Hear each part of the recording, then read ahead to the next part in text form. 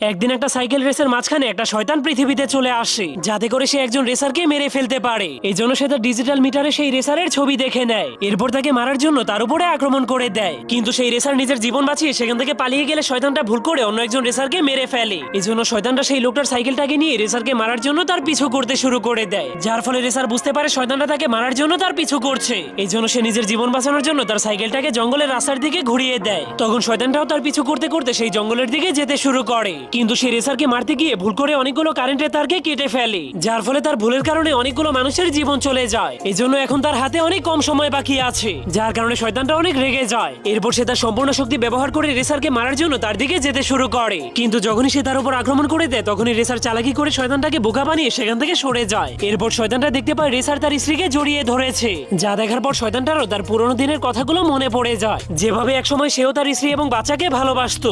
যার ফলে সেই লোকটার জন্য তার মনে অনেক